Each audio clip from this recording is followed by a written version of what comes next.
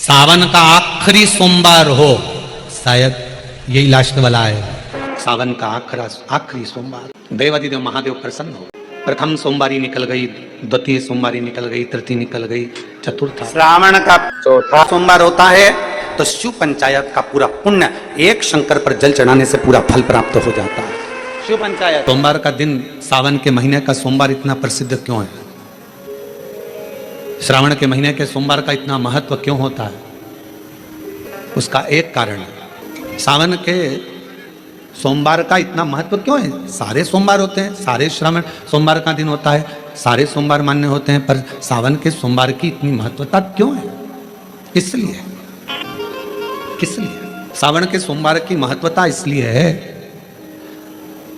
कि भगवान देवादिदेव महादेव का विवाह ख्याति देवी लक्ष्मी जी से करना चाहती थी, पर माता लक्ष्मी ने, भगवान शिव ने माता लक्ष्मी का चेहरा देखा, पढ़ लिया कि ये तो भगवान नारायण के स्नेह है और भगवान नारायण लक्ष्मी जी से विवाह करना चाहते। और दोनों के विवाह की बात भगवान देवादिदेव महादेव ने माता ख्याति देवी से कह दी कि इनका विवाह करो।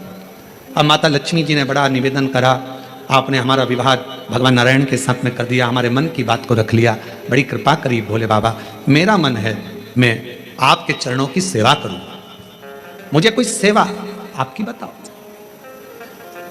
शिव मंदिर में कभी भी जाकर पंडित जी से मत पूछना कि यहां की कोई सेवा मुझे बताओ। भगवान के अन्य मंदिर होंगे तो वहां जाकर पूछना, देवी जी के मंदिर में यहाँ सेवा बताओ, राम जी के मंदिर में पूछना यहाँ सेवा बताओ, भगवान कृष्ण के मंदिर में पूछना हमारे लिए कोई सेवा बताओ, भगवान दत्त के मंदिर में पूछना हमारे लिए सेवा बताओ। सारे मंदिरों में जाकर कहना कि हमारे लिए सेवा बताओ, और शिव जी के मंदिर में जाकर मत कहो कि हमारे लिए सेवा बताओ। वहां तो झाड़ू उठाओ, सेवा में लग जाओ, वहां तो निर्माल्य पड़ा है उसको उठाओ, विसर्जन में ले जाओ, वहां पोछा उठाओ, पोछा लगाना प्रारंभ कर दो, शिव जी का श्रृंगार करना प्रारंभ कर दो, शिव जी का सुंदर स्नान कराना प्रारंभ कर दो। शिव मंदिर में सेवा पूछी नहीं जाती, सेवा करी जाती है। शंकर के मंदिर में कहना ना पड़े कि तुम्हें यह कर। देवादिदेव महादेव प्रसन्न हो गए, लक्ष्मी को बुलाया, हे लक्ष्मी,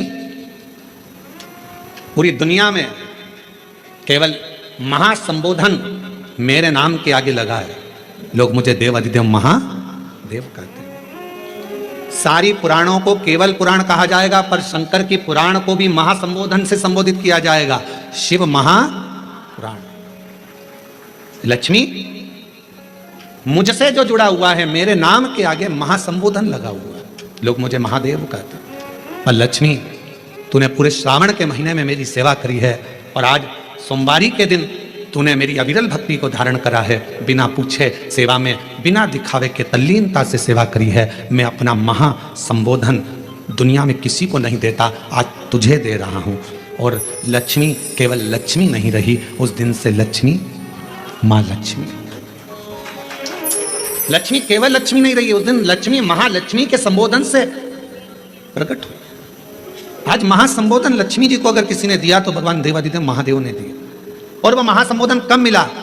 सोमवार की इस श्रावण के सोमवारी के दिन, जो हम व्रत करते हैं, साधना करते हैं, उपास करते हैं, अर्चना करते हैं। पूरे वर्ष आप सोमवार का व्रत करते हैं कि नहीं करते वो पता नहीं, पर सावन के महीने में 4-5 जो भी सोमवार पड़ जाएं, अगर उस पर अगर आपने व्रत कर लिया, व्रत को धारण कर लिया, या शिवालय के जाकर भगवान शंकर की आराधना कर ली, तो पूरे वर्ष के सोमवार का फल सावन के महीने के 5 या 4 सोमवार में प्राप्त होगा। श्रावण के सोमवार की इतनी महत्वता है। कल एक बहन ने पत्र लिखा था कि सावन महीने की इतनी महत्वता क्या है। हमने शिव महापुराण के अंदर पढ़ा तो ये सब सावन महीने का ज़्यादा लेख शिव महापुराण के अंतर्गत नहीं मिला। श्रावण महीने की इतनी प्रबलता क्यों मानी गई? तो हमारा एक तो सोमवार का महत्व, सावन के सोमवार का महत्व क्या है, कोई आपसे पूछे तो आपको बताना चाहिए कि इस दिन लक्ष्मी को महालक्ष्मी कहा गया। शिव जी ने सफलता, कल वाला प्रश्न, शांति, दिशा और सफलता बिना मांगे मिलती है शिव के दरवाजे। क्या क्या चीज? शांति, दिशा और सफलता। शिव के दरवाजे पर जाकर केवल आप सेवा करो, शिव के दरवाजे पर जाकर आप केवल जल अर्पित करो, शंकर जी की चौखट पर जाकर आप नमन करो, देवाधिदेव महादेव के शिवालय में जाकर प्रणाम करिए। भगवान शंकर की चौखट पर द्वार पर अगर आप जा रहे हो, 3 चीजें आपको मांगना नहीं पड़ेगी। जैसे लक्ष्मी जी ने शिव जी से नहीं मांगा कि मुझे महासंबोधन दो, लक्ष्मी जी ने नहीं मांगा कि मुझे भगवान विष्णु दो, लक्ष्मी जी ने नहीं मांगा कि मुझे ये देना। लक्ष्मी जी तो शंकर भगवान की सेवा में लग गई, तो लक्ष्मी जी को 3 चीजें अपने आप मिल गई। एक शांति हृदय की, दूसरा दिशा, लक्ष्मी जी को कहाँ जाना है, और तीसरे नंबर पर सफलता। माता लक्ष्मी केवल लक्ष्मी नहीं रही, उनको महालक्ष्मी कहा गया। महालक्ष्मी।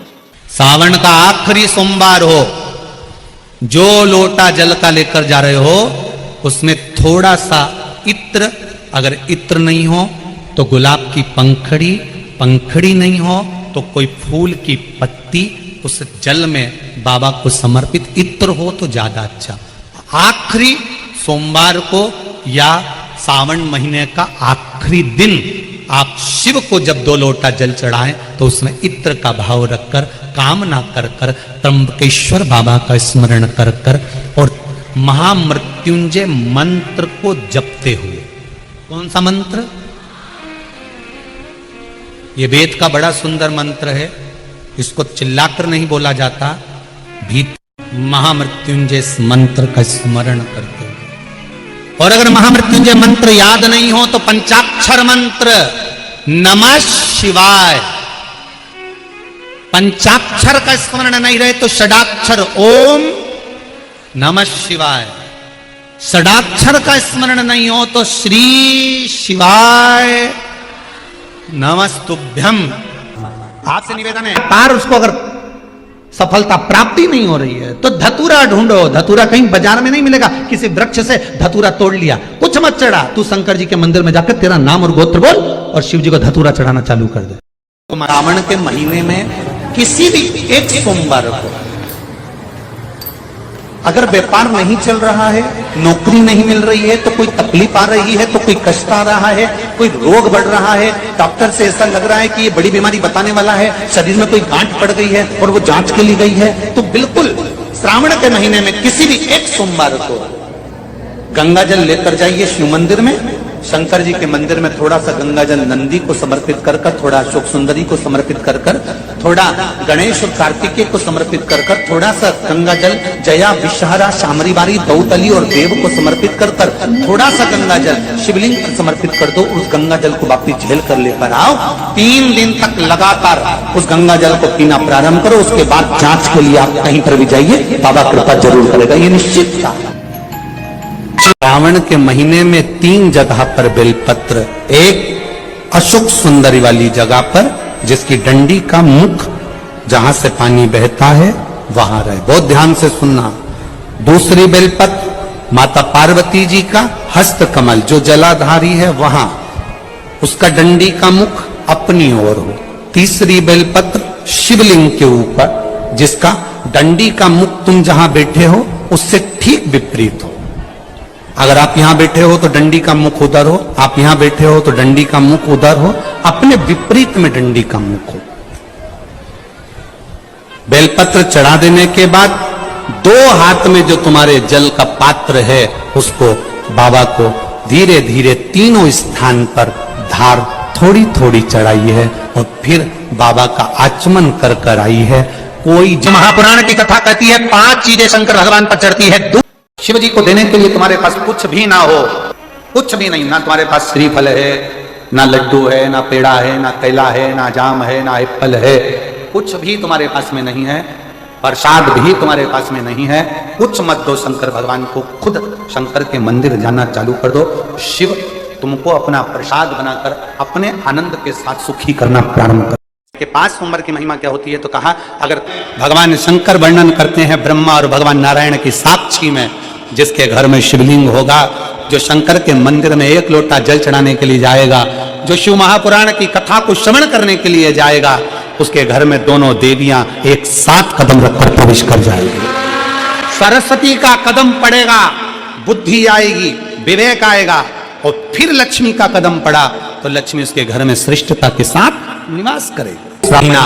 श्रावण का 33 कोटि देवी देवताओं ने भगवान देवादिदेव महादेव के हाथ जोड़कर मांगा है कि एक महीना ऐसा दे दो जिस महीने में अगर संसार का मनुष्य संसार में जन्म लिया मानव, अगर मान लो संसार में पैदा हुआ मनुष्य अगर शंकर भगवान को जल चढ़ाना भूल जाए तो 33 कोटि देवताओं ने शंकर भगवान से कहा कि हम देवता देवादिदेव महादेव आपको जल चढ़ाएं और जल चढ़ाएं और उनकी समस्या भी समाप्त हो जाए। तो देवताओं को देखकर भगवान शंकर ने कह दिया, एक श्रावण का महीना मैं आपको देता हूं, उसमें कुछ मत करना, आपको लोटा भरकर जल चढ़ाने की भी जरूरत नहीं पड़ेगी, जो वर्षा होगी देवादिदेव महादेव पर जल चढ़ाकर चली जाएगी, संपूर्ण विश्व का कल्याण।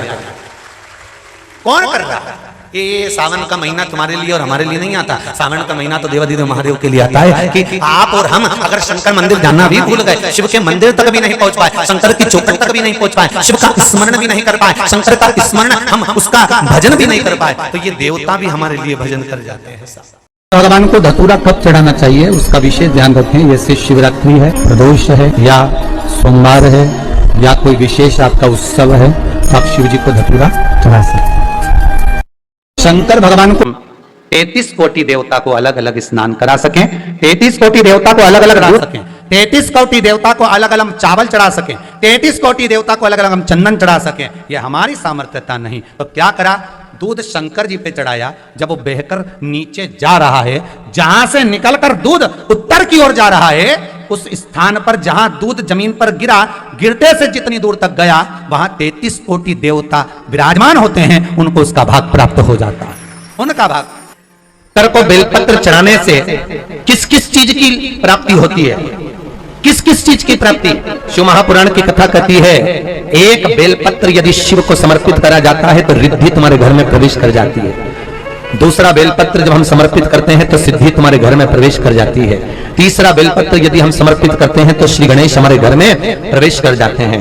चौथा बेलपत्र यदि हम समर्पित करते हैं तो भगवान नारायण लक्ष्मी को लेकर हमारे घर में प्रवेश कर जाते हैं। और पांचवा बेलपत्र जब हम समर्पित करते हैं तो भगवान शंकर गौरा जी के साथ तुम्हारे घर में प्रवेश कर जाते हैं।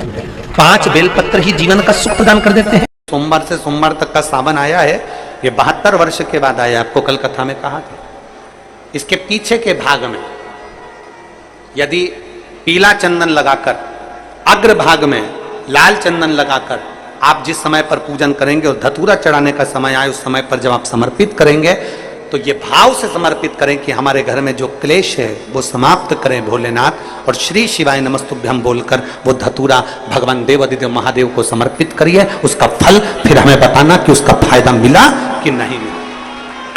के महीने में 4-5 जो भी सोमवार पड़ जाएं, अगर उस पर अगर आपने व्रत कर लिया, व्रत को धारण कर लिया, या शिवालय के जाकर भगवान शंकर की आराधना कर ली, तो पूरे वर्ष के सोमवार का फल सावन के महीने के 5 या 4 सोमवार में प्राप्त। किसी ने पूछा अन्य देव और महादेव में क्या अंतर है? हमने कहा देवता देते हैं बल्ला झाड़, महादेव देता है छप्पर।